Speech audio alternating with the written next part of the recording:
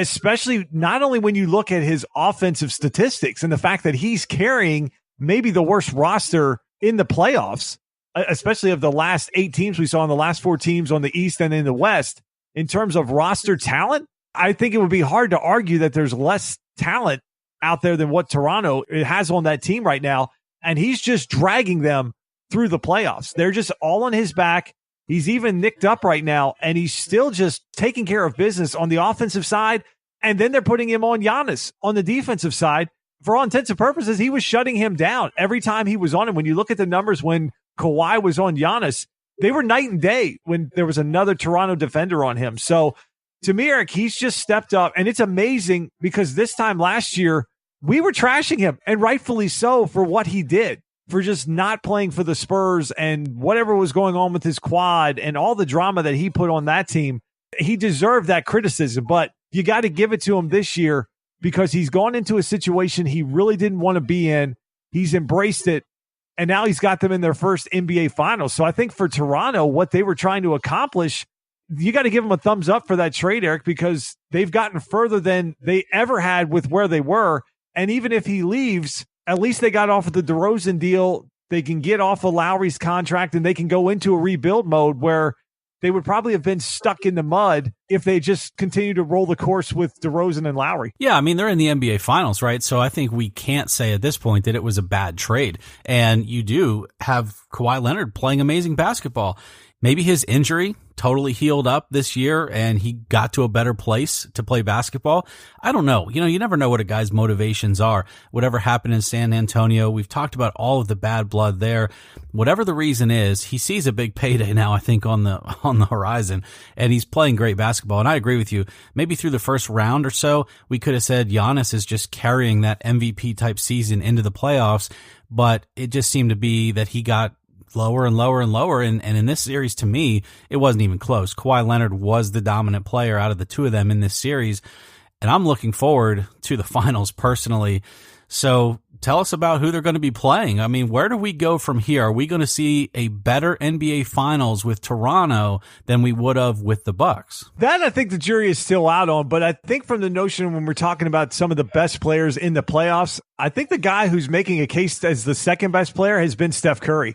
Because he's been phenomenal ever since KD went out in Game 5 versus the Rockets. He's another guy that really has put the Warriors on his back and reminded people of just how good he really is. I think Steph is the one guy in this league that really doesn't seem to have a huge ego and is sort of a selfless guy when it comes to what he did for this Warriors team when KD came. You never heard him talk about shots. You never heard him talk about needing to get his, or that's the reason he was struggling. And then you see KD go out, and then you just watch the way Steph can just dominate a game, and you almost forget how good he really was because it gets lost with KD there. But, Eric, when we talk about this Warriors team, it almost has kind of reverted back to like, oh, my God, this team was really, really good. And then they added KD. But I talked about on Twitter the night that KD went down, the Warriors' success would be how quickly they reverted back to the team that won 73 games. And they did it within seconds, it seemed like, of KD leaving. So let me ask you this, Eric. When you've watched this Golden State team play, do you think that they actually are, as some people are saying, a better team without Kevin Durant? Are they more motivated because of all this KD free agency talk? Or is it just they're a different team? Or is it some combination of the three? Oh, wow, it's a great question. I think it's some combination of the three, although I'm going to pick a side here. I'm going to say that they are a better team without Kevin Durant. Woo. That is not a knock on Kevin Durant at all. I think it's too many cooks in the kitchen. Now, we've always talked about that with, when a team has a big three or a big two or whatever, how do you divvy up everything that's happening? The thing about Golden State, and I know people haven't forgotten, but it seems like they have. This is a 73-win team prior to Kevin Durant. This is a championship team prior to Kevin Durant. This is Steph Curry being league MVP unanimously prior to Kevin Durant.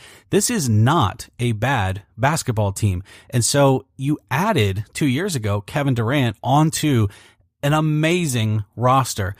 People were already talking about the Splash Brothers, Curry and Thompson, being some of the greatest shooters the league has ever seen. And then you go and add one of the greatest forwards the league has ever seen in tandem with one of the scrappiest and probably most unselfish forwards the league has ever seen in Draymond Green.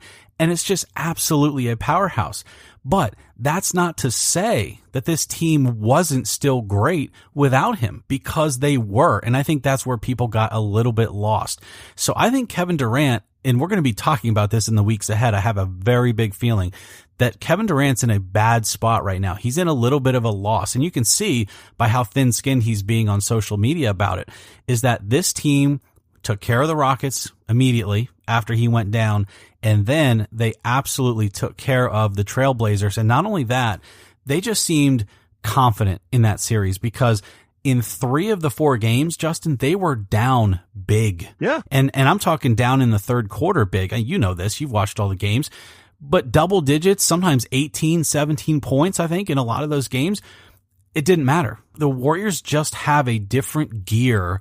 And we've talked about that for the last 4 years. That's been my frustration as a LeBron homer, that's just what it is. I mean, they can score 12, 13, 15 points on you in a matter of 90 seconds. And so I never think the Warriors are scared of being down 17 or 18 in the third quarter, because they know that's only about 2 minutes of basketball if they just hit their shots. So they're never out of it. And that is sans Kevin Durant.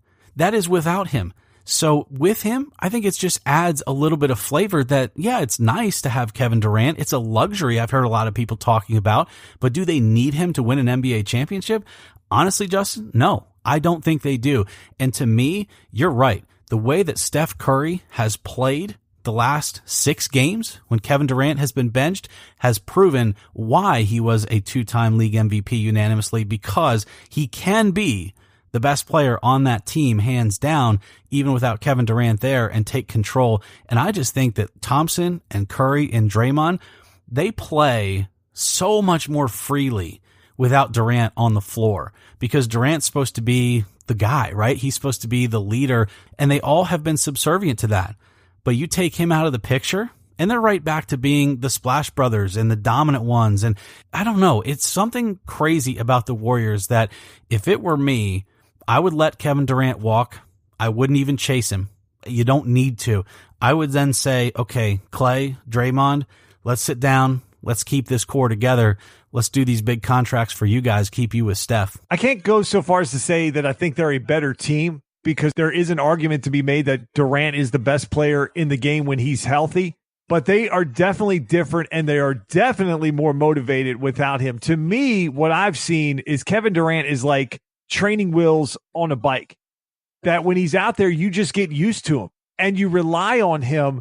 And then when you take those off, you're like, hey, you know what? We can still go pretty fast here, and we're still really good with it. We don't need these. But again, talked about it weeks ago, Durant, because of the mismatch he brings, can get a good shot on literally every possession unless he's getting rushed with a double team. He's a mismatch nightmare. There's nobody in the league that can stop him, especially when he gets inside of 15 feet or so, when he can just pull up and shoot over guys.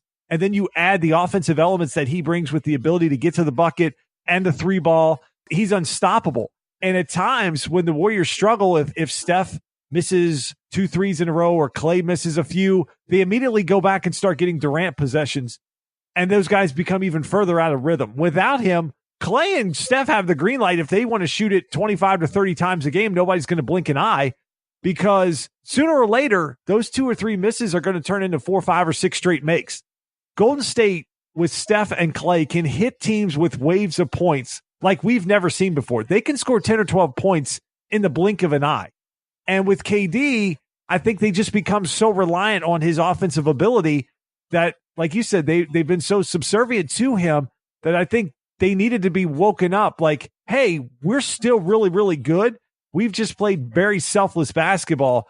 But even if KD comes back, they've got to figure out a way to keep that going and find more of a blend, and not just continue to use KD as the life raft. Like, we're in trouble. Got to throw KD out. He's got to go take 5, 6 shots in a row. They've got to figure out a way to blend this. But I definitely also think that they're motivated, Eric. They've heard all year that KD is leaving, going to the Knicks, going to the Nets, going somewhere else. And they want to prove like, hey, you know what? KD, no KD, we're still a damn good basketball team. Yeah, you're absolutely right, but they wouldn't have to mold anything, because if KD stays, Draymond and Thompson likely can't. I mean, not at the prices you'd have to be able to give them on the... Not unless they want a $200 million luxury tax. That's what I'm saying. So I think this is kind of a bad situation for the Warriors, and we knew this was going to come, but I don't know, Justin. I'm just kind of sold on the way that they disposed of the Trailblazers and the Rockets prior to that. Oh boy, I think it's a real tough decision. And again, nothing against KD. I mean, when he's on the floor and healthy, yeah, there's no one better in the league. I mean, him and LeBron are 1A, 1B, however you want to mix it up, doesn't really matter. They're both just dominant players. And I think that's where Giannis will be at some point in the next couple of years. But right now, it's KD and LeBron. So yes, is the team better roster-wise with KD on it? Absolutely they are. But I just think it's absolutely fine where it is. And to me, I let him go. I don't really upset the apple cart now, because now you've kind of turned the page back. You've seen what you were without him. Hey, thanks for the 2 championships the last 2 years. We're likely to get a three-peat here, but then it's time for you to go control your own team, because this is my team, and I'm Steph Curry, Klay Thompson, and Draymond Green, and we're staying right here in Golden State. Eric, you asked me a question about the finals. I wasn't dodging it. I was saving it for after the break. We're going to take a quick break and come back and preview the finals. I'll answer Eric's question about will the Raptors give the Warriors a better series than the Bucks. We'll also talk about KD's effect on this series, or potentially this series' effect on KD. We'll talk about that when we come back.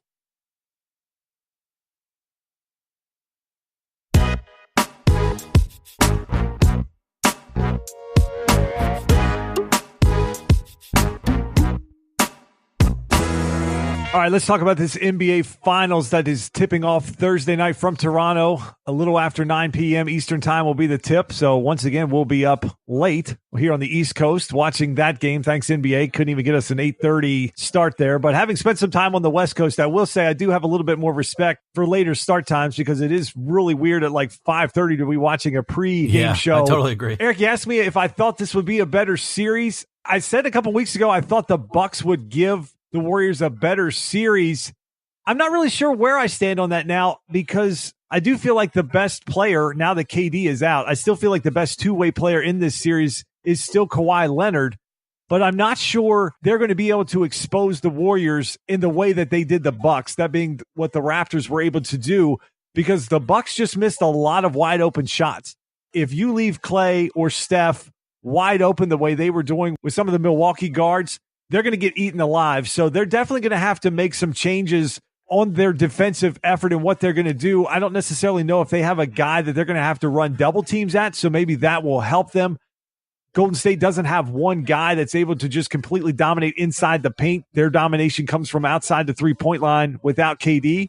So I'm really not sure yet, Eric, how this series will match up. I know that coming into the Eastern Conference Finals, I wanted to see Giannis in the NBA Finals, but the way that Kawhi is playing and all the attention he's getting, I don't necessarily think that the NBA is going to lose anything from a rating standpoint, because I think a lot of people want to see Kawhi because of how he's played in this series. So what do you think? Do you think Bucks would have given Warriors a better run, or do you like what the Raptors are doing right now? I'm with you. If you had asked me 3 weeks ago if the Bucks would give them a better run, I'd say hands down yes. But now, because of some of the reasons I just mentioned, and one of them being that the scrappy, no nonsense, we want to win play at the end of close games by the Raptors, I think is what it's going to take for them to hold any chance against the Warriors.